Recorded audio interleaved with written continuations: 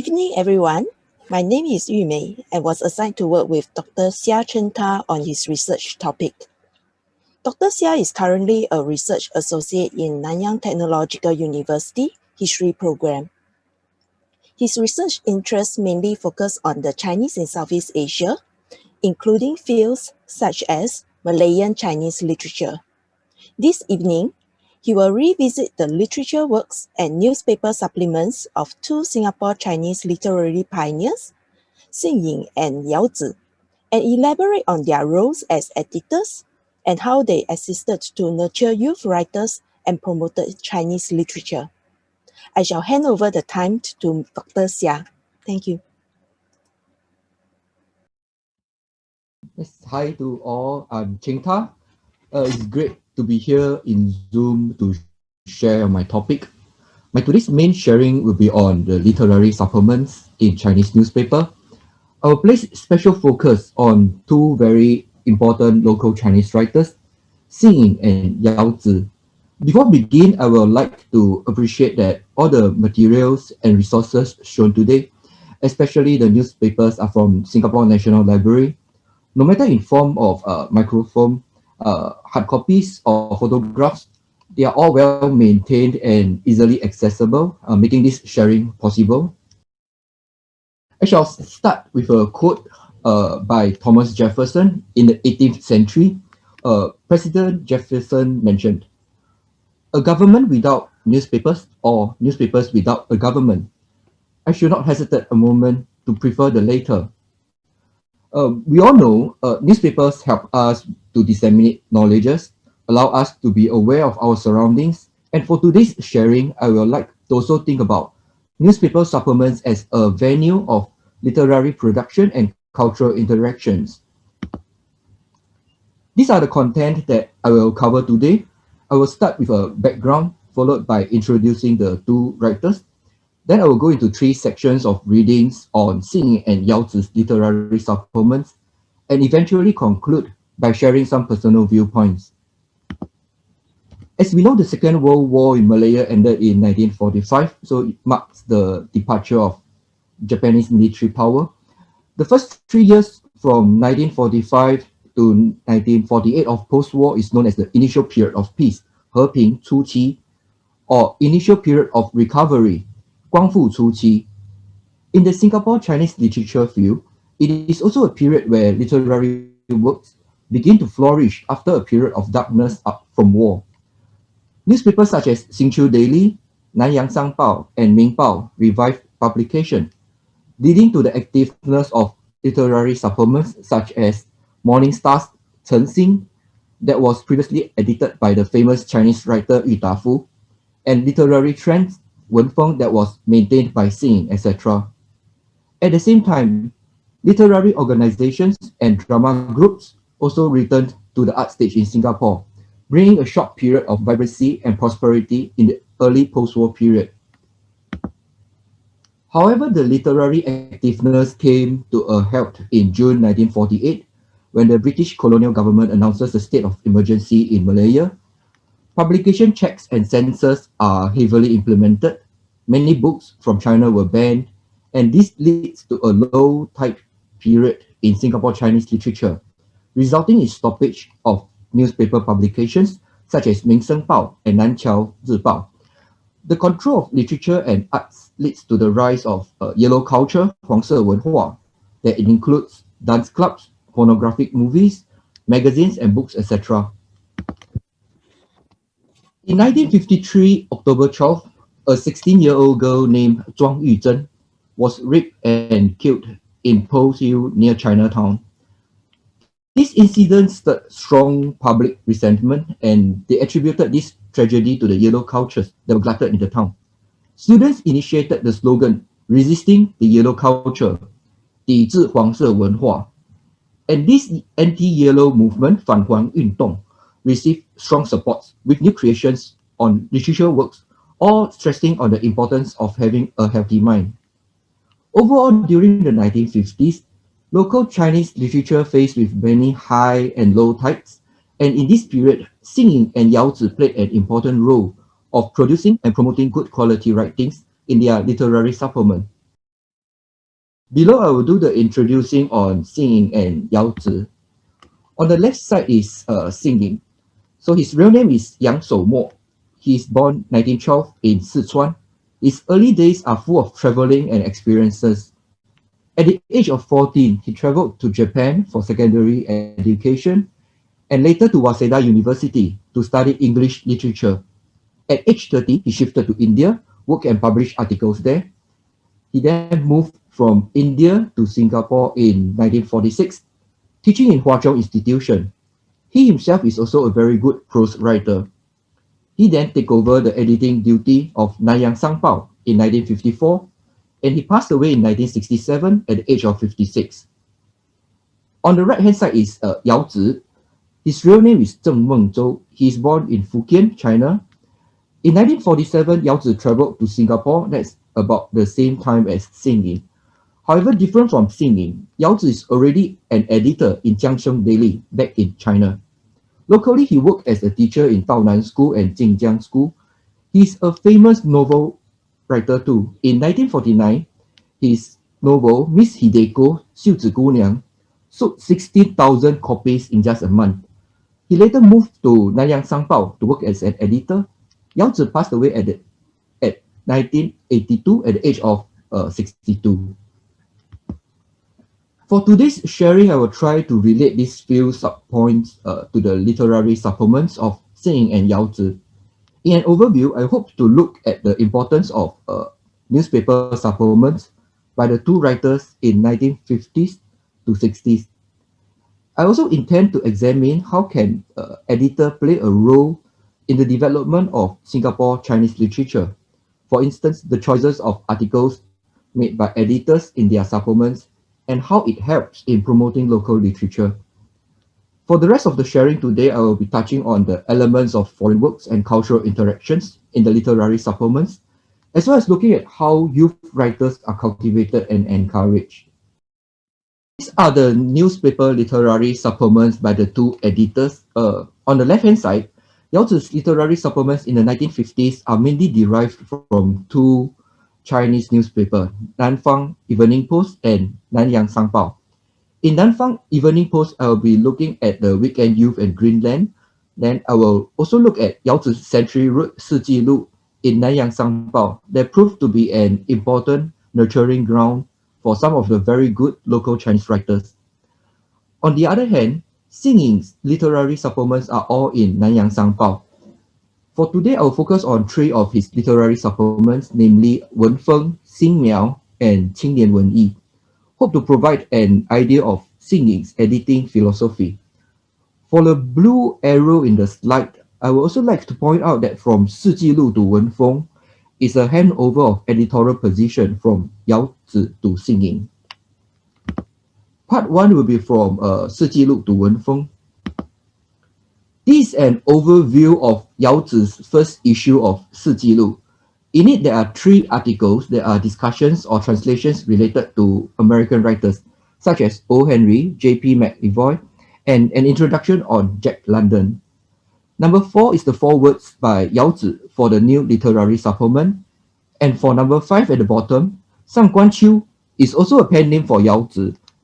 In Yao Zi's literary supplement, unlike Xing Ying's, it's very common that Yao Zi himself wrote a few articles under different pen names.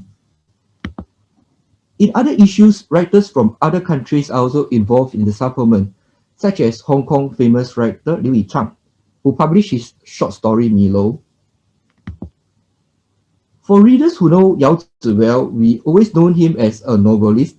However, in the literary supplement, Yao demonstrated his talent in poems too. For instance, on the top right-hand corner, the poem Brothers with Black Hand are actually his colleagues who helps with the printing. So Yao Zi praised them in poem as they are the one who brings success to his editorial work. The other poem is a self-reflection at his age of 30. In the poem, he mentioned the importance of support from friends during the bad times. During that time, he suffers from widespread criticisms that his novels are yellow literature. There is a lengthy story behind, and for friends who are interested in the details of the debate, you may look at Ye Zhongling's article listed below, it provided quite a good coverage on Yao Zi and the yellow culture debate. Yao Zi left Sangpao in early 1954, leaving behind a short message as shown on the right. From the message, we can know it was a sudden departure. However, Yao Zi's sudden departure bring along another talented editor, Xing Ying.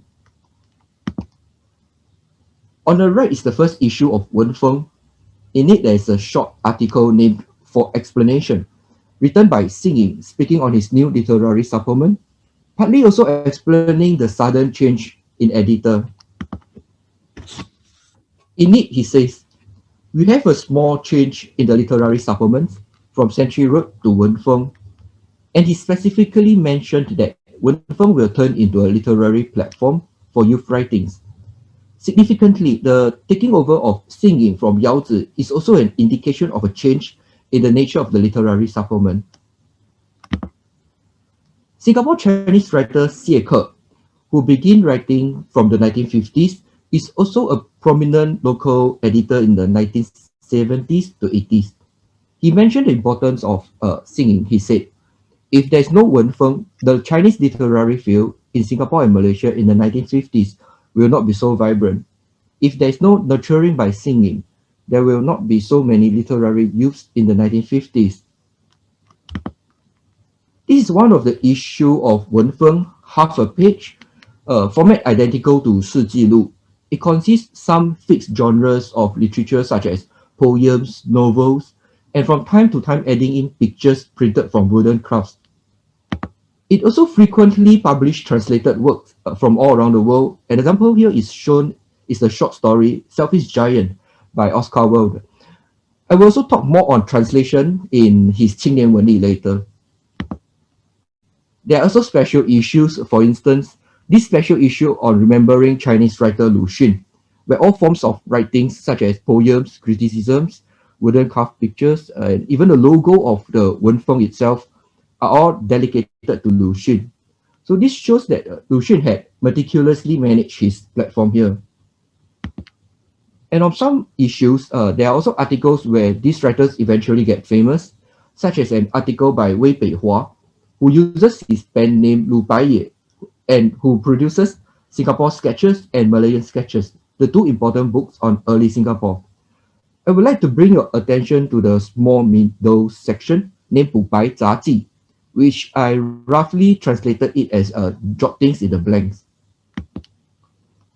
It appeared numerous times in Wen Feng, a small column by Xing Ying to express his literature view and opinion on the specific issue. In this example, he emphasized the importance of writing. He mentioned, writing is the only way that turns an unhealthy man into a healthy one. The jottings in the blanks becomes a small writing space to share his thoughts. His readers responded well, and this builds the fundamental of him as a friendly and communicable editor. The jottings in the blanks later changed its name to Wen Feng Mailbox, providing more space for Xing Ying's writing. On the left-hand side is the words of encouragement from him to the writers, and some other time, he may publish a response from another reader to a writer. For instance, on the right, a reader complained on a writer named Maya and his large usage of Cantonese in the novel as an act of inconsideration. This small column of Xing Ying thus is becoming a communication tool for readers, writers, and editors. Of course, there are also times where Xing Ying faced criticisms too. For instance, a reader, Peng Longfei, criticized the poems in Wen Feng chosen by Xing Ying are not up to standard. For that, always as an encouraging editor, Xing Ying replied, Wen Feng do not have articles from professors, famous writers, or scholars. We have people from secondary school, primary school, or even workers or hawkers who are uneducated. Their works will not be impressive. Xing Ying is an editor who shows empathy and work to provide a writing platform for all public. Shi Ji Lu and Wen Feng provided us with a brief idea on their editorial style, and next I will go on to Xing Miao and Zhou Mo Qingnian that provides us with more links between the two editors. Xing Miao is another literary supplement maintained by Xing Ying. From the first two lines on the left, we can also notice that there is an overlapping in time between Wen Feng and Xing Miao. Xing in his first issue explained why. He said, Xing Miao and Wen Feng are like brothers of newspaper supplements. Xing Miao is the younger brother, while the later is elder brother. We have set up Xing Miao with the aim to provide a platform for the work that have lesser standards. It is clear that there is an over-demand in Wen Feng, so Xing Miao is another writing platform for the more amateur writers. And to my surprise, Xing Miao is very popular too. Xing Ying, by this time, his role of editor is very close to a role of a literary nurturer. And of course, like Wen Feng, he also maintained a Xing Miao mailbox that allows communications between writers and editors. As Xing Miao main target readers are young students, youth topics such as discussion on school fees, the experience of looking at a coffee bean inspection, or even a poem on bees are seen here. Interestingly, in many issues of Xing Miao, we also see the presence of musical scores. It might also be a way to promote music to the young. However, I am still trying to determine if the scores are production by the youth readers or it is created by musicians elsewhere. Very similar to Xing Miao, 周末青年 by Yao Zi is also a weekly supplement under Lü Zhou.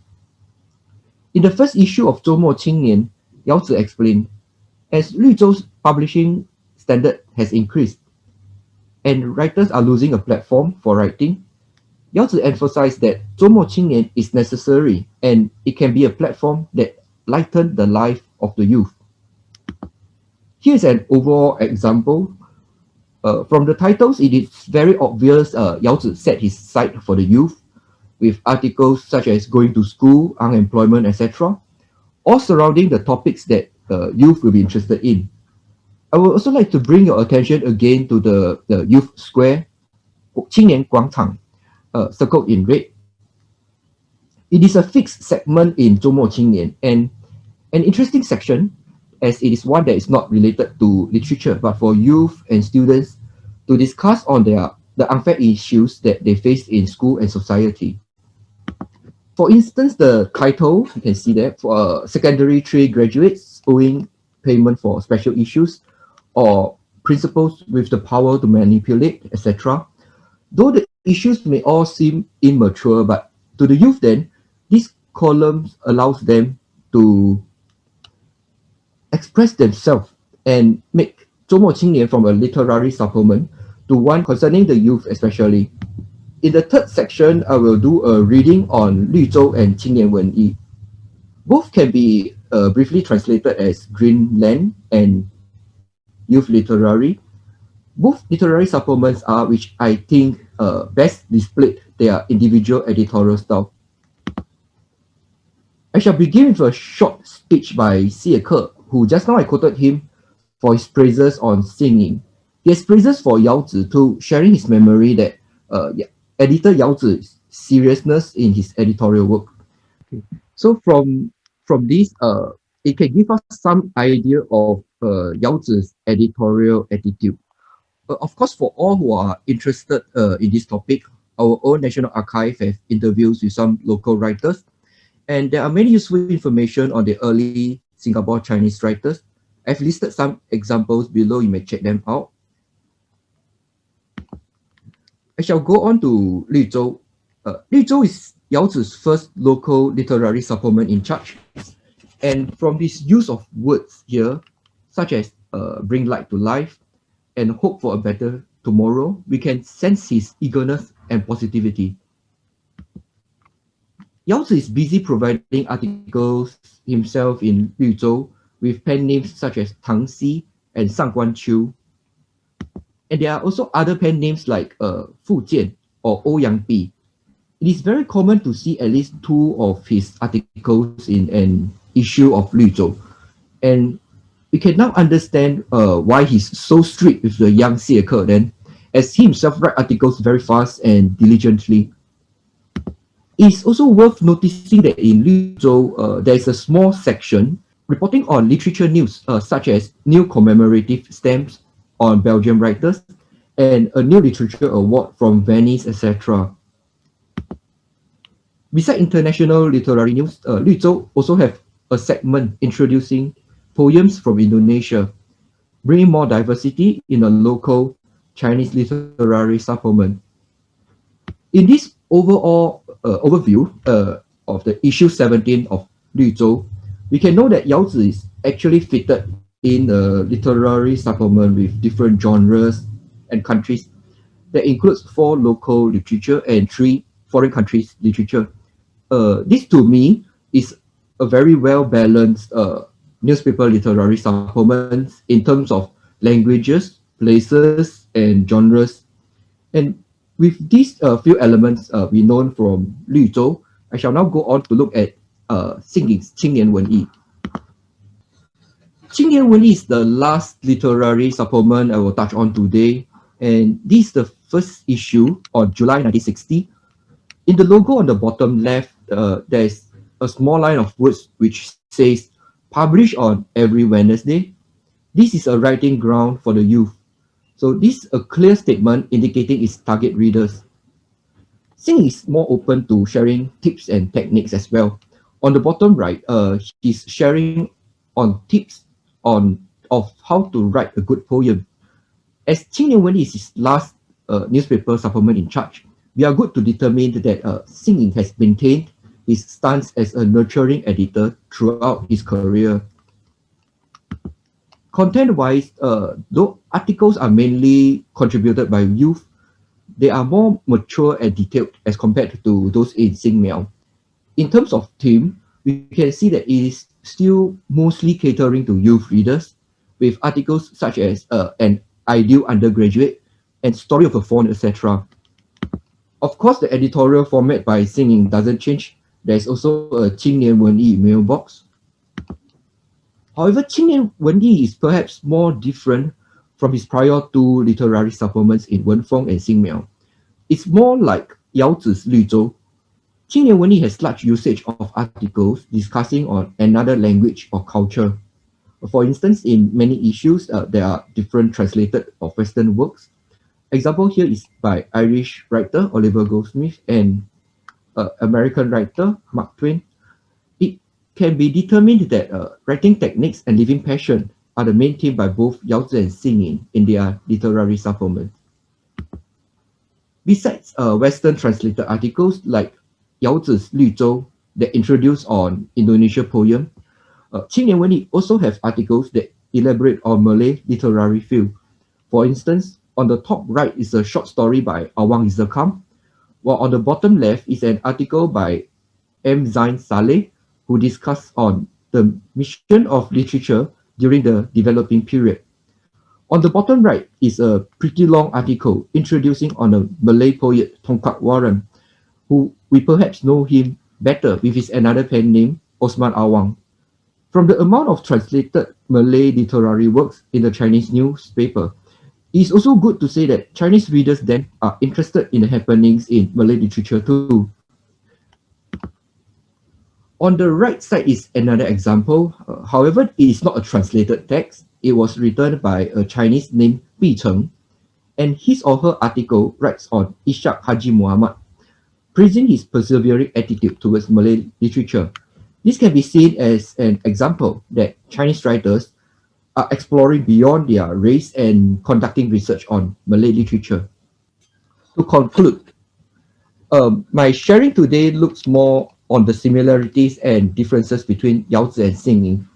Firstly, on their concern for the youth writers and how they nurture young writers, especially so for the case of Xing Ying. And secondly, the inclusion of foreign elements that brings in the international literary view for local literature. And it is something that is very important, especially in the era where they have yet got modern technology that disseminates knowledges rapidly worldwide.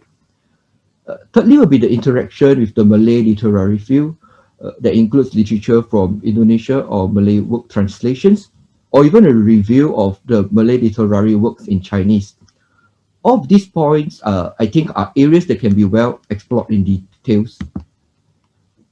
This also brings me to think of the concerns in a literary supplement. I will also like to bring up that both Yao Zi and Xing Ying, they placed concern and emphasis on these four areas. Firstly, a platform for the young and mature writer. Secondly, the amount of international literary exposure that is catered for local readers. Thirdly, the promoting of cultural interactions with regional literary field. And lastly, to a much extent, care for the youth development in society and their thoughts on local social issues. Finally, on my research days in NLB, I got to thank Lee Gong Chien Research Fellowship for their support to make this research possible. And there are also many librarians who helped along the way. Thanks Joanna and Kelvin for all the arrangements made. Yu Mei for sharing the resources available and many assistants in loaning books. There are also a few kind librarians like Jufri, Xiaoling, and Ting Sing, and many more who help with the loaning of closed access materials, sharing of information, and editing works, etc. So I'm taking up quite a lot of time. This shall be my sharing for today. Thank you for your time and patience. Thank you.